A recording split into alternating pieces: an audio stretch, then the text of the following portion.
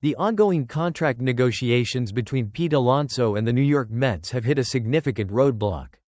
According to a recent report from Ken Rosenthal of The Athletic, the Mets and Alonso remain at an impasse over the terms of a potential contract extension, with both sides digging in on a critical issue: opt-outs.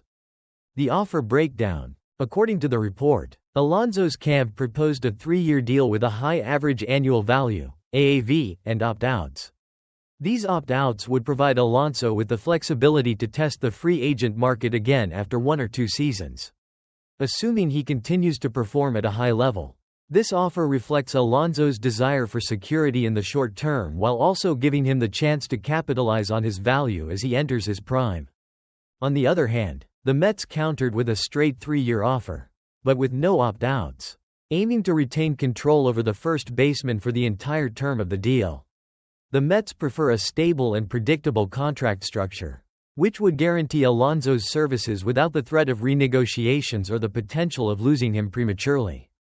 Why the stalemate? The conflict here stems from differing philosophies between the two sides.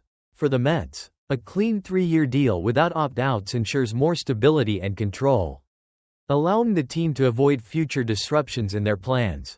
The Mets, as a big market team, are likely focused on establishing a long-term roster while also managing their finances effectively.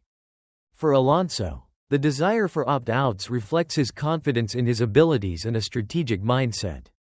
By securing opt-outs, Alonso could maximize his earning potential by testing the market again if he continues to perform at a high level, particularly with a focus on hitting free agency while still in his prime years. This approach is common among players who believe their value will continue to rise. Alonso's recent performance. The first baseman is coming off a 2024 season in which he hit .240 with 34 home runs, 91 runs, and 88 RBIs, posting a 122 WRC+. While his batting average took a dip, his elite power and ability to drive in runs remain key strengths. His production continues to make him one of the top sluggers in the league and an essential part of the Mets' offense. With his power and run-driving ability at the forefront, Alonso may feel confident in betting on himself to continue putting up strong numbers in the future. A short-term deal with opt-outs could allow him to maximize earnings, especially if his performance remains at an elite level, while also offering him flexibility. Mets pivot. Given the stalemate in negotiations, it appears that Alonso's return to the Mets is becoming increasingly unlikely under the current terms. The Mets have reportedly pivoted to alternative plans, and they may be exploring other options to fill the first base position, which could include targeting other players or looking at trade possibilities. Conclusion. The contract negotiations between the Mets and Pete Alonso are shaping up to be one of the more high-stakes storylines this offseason. The Mets are seeking certainty and control over their roster, while Alonso is angling for flexibility to secure potentially higher earnings in the future. With both sides remaining entrenched in their positions, it remains to be seen how this situation will unfold.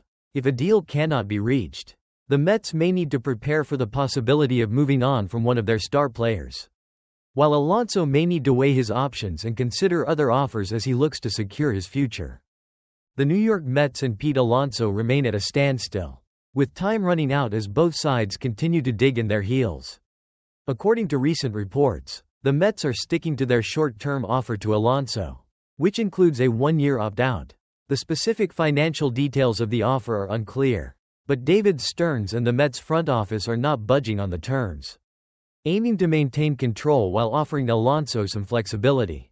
Owner Steve Cohen is reportedly supportive of this approach, as the Mets remain firm in their stance. While the Mets have been clear about their admiration for Alonso as a player and person, they are not willing to overextend themselves on a long-term deal at this time. The front office is also actively working on other plans for their infield, with a particular emphasis on youth and versatility for the 2025 season.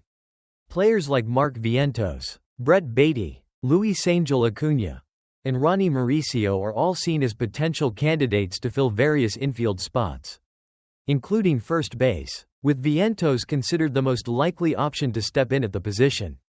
However, the Mets do not want to commit to one player at any position just yet.